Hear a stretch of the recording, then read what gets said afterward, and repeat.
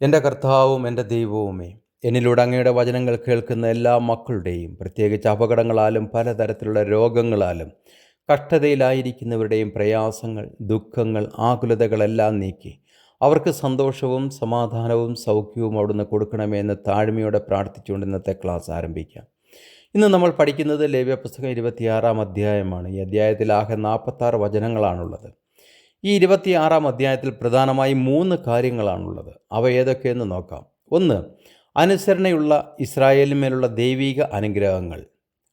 അനുസരണക്കേട് കാണിക്കുന്ന ഇസ്രായേലിനുള്ള ദൈവിക ശാപങ്ങളാണ് രണ്ടാമത്. 3. മാനസാന്തരത്തിൻ്റെയും പുനഃസ്ഥാപനത്തിൻ്റെയും വാഗ്ദാനങ്ങളാണ് നമ്മൾ അവസാനമായി കാണുന്നത്. ഇനി നമുക്ക് അധ്യായത്തിലേക്ക് ഒന്ന് വചനങ്ങൾ നോക്കാം. 1. വിഗ്രഹങ്ങളെ ഉണ്ടാക്കരുത്. ബിംബമോ സ്തംഭമോ നാട്ടരുത്. രൂപം കൊത്തിയ യാതൊരു കല്ലും നമസ്കരിപ്പാൻ നിങ്ങളുടെ ദേശത്ത് നാട്ടുകയും അരുത്. ഞാൻ നിങ്ങളുടെ ദൈവമായ യഹോവയാകുന്നു. എന്തുകൊണ്ട് ദൈവം വിഗ്രഹാരാധന വിലക്കുന്നു? ദൈവത്തിൻ്റെ സ്വഭാവം വിഗ്രഹങ്ങൾക്ക് കൊടുക്കാൻ പാടില്ല എന്നാണ് ദൈവം ആഗ്രഹിക്കുന്നത്. കാരണം യഹോവയാം ദൈവം അദൃശ്യനാണ്, ജീവനുള്ളവനാണ്, ആകാശവും ഭൂമിയും നിറഞ്ഞിരിക്കുന്നവനാണ്.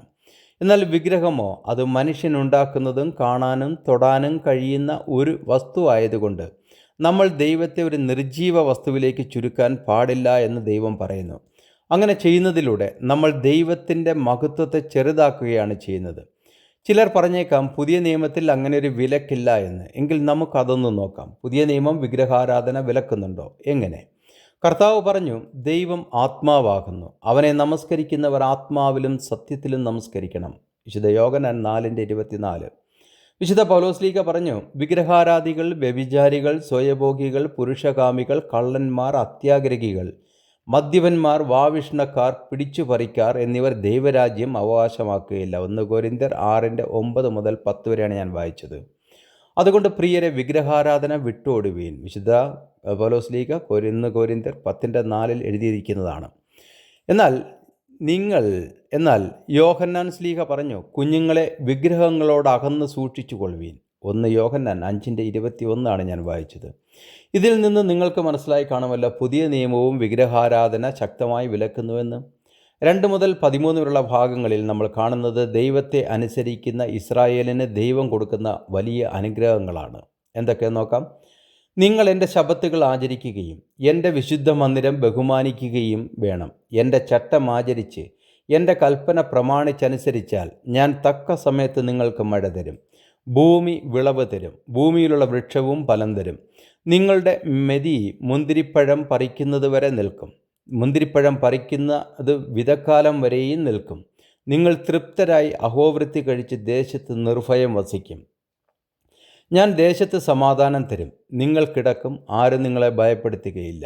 ഞാൻ ദേശത്ത് നിന്ന് ദുഷ്ടമൃഗങ്ങളെ നീക്കിക്കളയും, വാൾ നിങ്ങളുടെ ദേശത്ത് കൂടി കടക്കുകയുമില്ല. നിങ്ങളുടെ ശത്രുക്കളെ നിങ്ങൾ ഓടിക്കും, അവർ നിങ്ങളുടെ മുമ്പിൽ വാളിനാൽ വീഴും.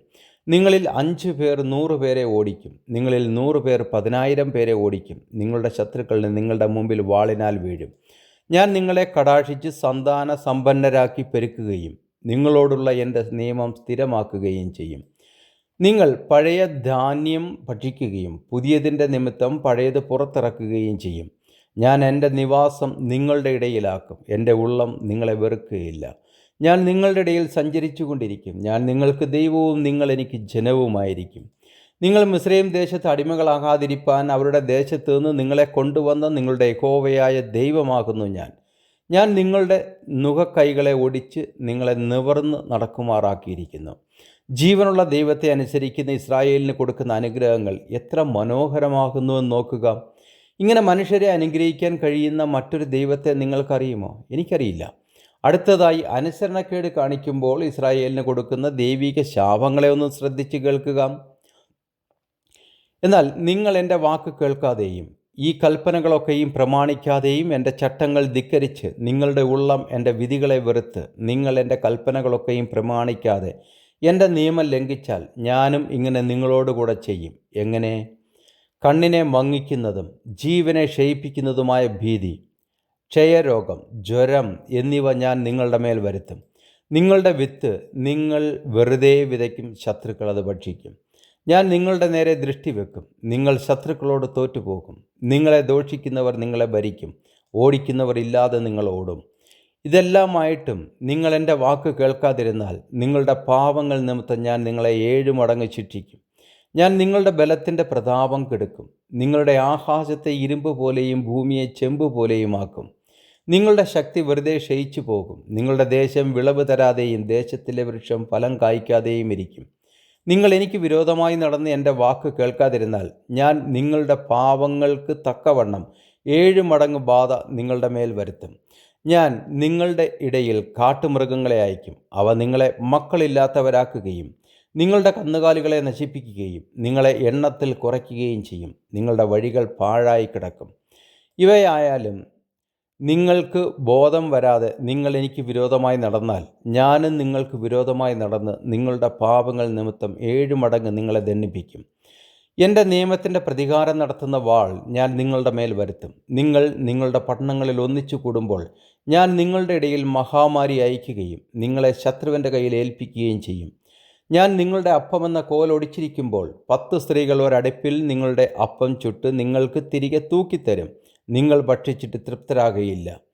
ഇതെല്ലാമായിട്ട് നിങ്ങൾ എൻ്റെ വാക്ക് കേൾക്കാതെ എനിക്ക് വിരോധമായി നടന്നാൽ ഞാനും ക്രോധത്തോടെ നിങ്ങൾക്ക് വിരോധമായി നടക്കും.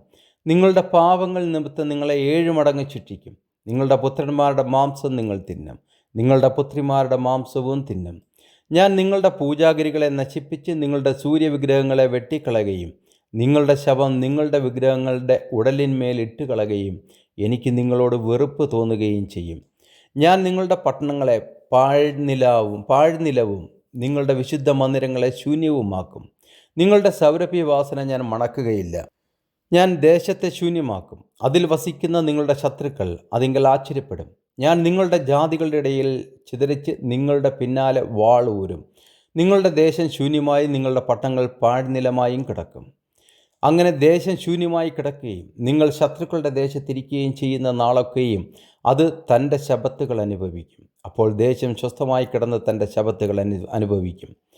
നിങ്ങൾ അവിടെ പാർത്തിരുന്നപ്പോൾ നിങ്ങളുടെ ശബത്തുകളിൽ അതിന് അനുഭവമാകാതിരുന്ന സ്വസ്ഥത അത് ശൂന്യമായി കിടക്കുന്ന നാളൊക്കെയും അനുഭവിക്കും. ശേഷിച്ചിരിക്കുന്നവരുടെ ഹൃദയത്തിൽ ഞാൻ ശത്രുക്കളുടെ ദേശത്ത് വെച്ച് വീരുത്വം വരുത്തും. ഇല പറക്കുന്ന ശബ്ദം കേട്ടിട്ട് അവർ ഓടും. വാളിൻ്റെ മുമ്പിൽ നിന്ന് ഓടുന്നത് പോലെ അവർ ഓടും. ആരും ഓടിക്കാതെ അവർ ഓടി വീഴും. ആരും ഓടിക്കാതെ അവർ വാളിൻ്റെ മുമ്പിൽ നിന്നെന്ന പോലെ ഓടി ഒരുത്തൻ്റെ മേൽ ഒരുത്തൻ വീഴും. ശത്രുക്കളുടെ മുമ്പിൽ നിൽപ്പാൻ നിങ്ങൾക്ക് കഴിയുകയില്ല. നിങ്ങൾ ജാതികളുടെ ഇടയിൽ നശിക്കും. ശത്രുക്കളുടെ ദേശം നിങ്ങളെ തിന്നുകളയും. നിങ്ങളിൽ ശേഷിക്കുന്നവർ ശത്രുക്കളുടെ ദേശത്ത് വെച്ച് തങ്ങളുടെ അകൃത്യങ്ങളാൽ ക്ഷയിച്ചു പോകും. തങ്ങളുടെ പിതാക്കന്മാരുടെ അകൃത്യങ്ങളാലും അവർ അവരോടുകൂടെ ക്ഷയിച്ചു പോകും. ഈ പറയുന്ന ശിക്ഷകൾ ഇസ്രായേലിൽ സംഭവിച്ചിട്ടുണ്ടോ അതോ ഇനി വരാനിരിക്കുന്നതോ നമുക്ക് ബൈബിൾ അടിസ്ഥാനത്തിലൊന്ന് നോക്കാം. ഇതൊക്കെ ഇസ്രായേലിൽ ഭാഗികമായി സംഭവിച്ചു എന്ന് മാത്രമല്ല, ഈ ശാപങ്ങൾ ഇസ്രായേലിന് എന്നും ബാധകമാണ് എന്നതാണ് ഇതിൻ്റെ പ്രാധാന്യം. ഇസ്രായേലിന് മാത്രമല്ല, ഓരോ ക്രിസ്ത്യാനിക്കും ഇത് ബാധകമാണ്. ലേവ്യപുസ്തകം 26:14 മുതൽ 39 വരെ പറയുന്ന ശിക്ഷകൾ ചരിത്രത്തിൽ പടിപടിയായി നിറവേറ്റപ്പെട്ടിട്ടുണ്ട്. ദേശത്തിനുള്ളിലെ ദുരിതങ്ങൾ, രോഗങ്ങൾ, ക്ഷാമം, ആഭ്യന്തര കലഹങ്ങൾ ഇതെല്ലാം നമുക്ക് ന്യായാധിപന്മാരുടെ പുസ്തകത്തിൽ കാണാവുന്നതാണ്. ലേവ്യപുസ്തകം 26:17 പറയുന്നത് സംഭവിച്ചത് അസീര്യർ, ബാബിലോൺ എന്നിവരാൽ ഇസ്രായേലിൽ നടത്തിയതാണ് എന്ന് മനസ്സിലാക്കാം. ഏകദേശം BC 722, BC 586 കാലഘട്ടങ്ങളിൽ ഇത് നിറവേറ്റപ്പെട്ടിട്ടുണ്ട് എന്ന് 2 രാജാക്കന്മാർ 17:25, 2 ദിനവൃത്താന്തം 36 എന്നീ ഭാഗങ്ങൾ വെളിപ്പെടുത്തുന്നു. ദേശത്തിൻ്റെ നാശവും പ്രവാസവും ദാനിയേൽ 9 കാണുന്ന പ്രവാസ ജീവിതത്തിൽ മാനസാന്തരപ്പെട്ട ഇസ്രായേലിൻ്റെ ഉയർപ്പും തിരിച്ചുവരവും എസ്രാ, നെഹമ്യ പ്രവചിച്ചതും നമുക്ക് കാണാൻ കഴിയും. 40 മുതൽ 46 വരെ ഉള്ള വചനങ്ങളിൽ മാനസാന്തരത്തിൻ്റെയും പുനഃസ്ഥാപനത്തിൻ്റെയും വാഗ്ദാനങ്ങളാണ് ദൈവം നിറവേറ്റുന്നത്. അവർ തങ്ങളുടെ അകൃത്യവും തങ്ങളുടെ പിതാക്കന്മാരുടെ അകൃത്യവും അവർ എന്നോട് ദ്രോഹിച്ച ദ്രോഹവും അവർ എനിക്ക് വിരോധമായി നടന്നതുകൊണ്ട് ഞാനും അവർക്ക് വിരോധമായി നടന്ന് അവരെ ശത്രുക്കളുടെ ദേശത്ത് വരുത്തിയതും ഏറ്റുപറയുകയും അവരുടെ പരിച്ഛേദനയില്ലാത്ത ഹൃദയം അപ്പോൾ താഴുകയും അവർ തങ്ങളുടെ അകൃത്യത്തിനുള്ള ശിക്ഷ അനുഭവിക്കുകയും ചെയ്താൽ ഞാൻ യാക്കോബിനോടുള്ള നിയമം ഓർക്കും, ഇസഹാക്കിനോടുള്ള എൻ്റെ നിയമവും അബ്രഹാമിനോടുള്ള എൻ്റെ നിയമവും ഞാൻ ഓർക്കും, ദേശത്തെയും ഞാൻ ഓർക്കും. അവർ ദേശം വിട്ടുപോയിട്ട് അവരില്ലാതെ അത് ശൂന്യമായി കിടന്ന് തൻ്റെ ശബത്തുകൾ അനുഭവിക്കും. അവർ എൻ്റെ വിധികളെ ധിക്കരിക്കുകയും അവർക്ക് എൻ്റെ ചട്ടങ്ങളോട് വെറുപ്പ് തോന്നുകയും ചെയ്തതുകൊണ്ട് അവർ തങ്ങളുടെ അകൃത്യത്തിനുള്ള ശിക്ഷ അനുഭവിക്കും. എങ്കിലും അവർ ശത്രുക്കളുടെ ദേശത്തിരിക്കുമ്പോൾ അവരെ നിർമൂലമാക്കുവാനും അവരോടുള്ള എൻ്റെ നിയമം ലംഘിപ്പാനും തക്കവണ്ണം ഞാൻ അവരെ ഉപേക്ഷിക്കുകയില്ല, അവരെ വെറുക്കുകയുമില്ല. ഞാൻ അവരുടെ ദൈവമായ യഹോവയാകുന്നു. ഞാൻ അവരുടെ ദൈവമായിരിക്കേണ്ടതിന് ജാതികൾ കാണുക മിസ്രയീം ദേശത്ത് നിന്ന് ഞാൻ കൊണ്ടുവന്ന അവരുടെ പൂർവന്മാരോട് ചെയ്ത നിയമം ഞാൻ അവർക്ക് വേണ്ടി ഓർക്കും. ഞാൻ യഹോവയാകുന്നു. 46 വചനം. യഹോവ സീനായി പർവ്വതത്തിൽ വെച്ച് തനിക്കും ഇസ്രായേൽ മക്കൾക്കും തമ്മിൽ മോശ മുഖാന്തരം വെച്ചിട്ടുള്ള ചട്ടങ്ങളും വിധികളും പ്രമാണങ്ങളും ഇവ തന്നെ. വിശുദ്ധ പൗലോസ്ലീഗ റോമർക്ക് ലേഖനം എഴുതിയപ്പോൾ പറഞ്ഞു, ഇസ്രായേലിൻ്റെ അവിശ്വാസം ദൈവത്തിൻ്റെ പരാജയമല്ല, ജാതികളുടെ രക്ഷ ദൈവത്തിൻ്റെ യാദൃച്ഛികവുമല്ല, ദൈവത്തിൻ്റെ കരുണയും ജ്ഞാനവും നിറഞ്ഞ ഒരു മഹത്തായ രക്ഷാ പദ്ധതിയാണ് എല്ലാറ്റിലും പിന്നിലെന്ന് റോമർക്ക് എഴുതിയ ലേഖനം 9 മുതൽ 11 വരെയുള്ള അധ്യായങ്ങൾ വായിക്കുമ്പോൾ നമുക്ക് മനസ്സിലാക്കാം. സർവശക്തനായ ദൈവം ജീവനുള്ള ദൈവമാണ്. ആ ദൈവത്തോട് താഴ്മയോടെ അനുതപിച്ച് പ്രാർത്ഥിച്ചാൽ അവൻ നമ്മുടെ പ്രാർത്ഥനകളെ കേൾക്കുകയും നമ്മെ വിടുവിക്കുകയും ചെയ്യും. ഇതാണ് ഇസ്രായേലിൻ്റെ ദൈവമായ നമ്മുടെയും ദൈവം. ഇന്നത്തെ ക്ലാസ് ഇവിടെ അവസാനിക്കുന്നു. അടുത്ത ക്ലാസ്സിൽ വീണ്ടും കാണുന്നതിനായി കർത്താവായ യേശു ക്രിസ്തു നമ്മെ ഇവരെ അനുഗ്രഹിക്കുമാറാകട്ടെ എന്ന പ്രാർത്ഥനയോടെ ബെഞ്ചമിൻ കോശി.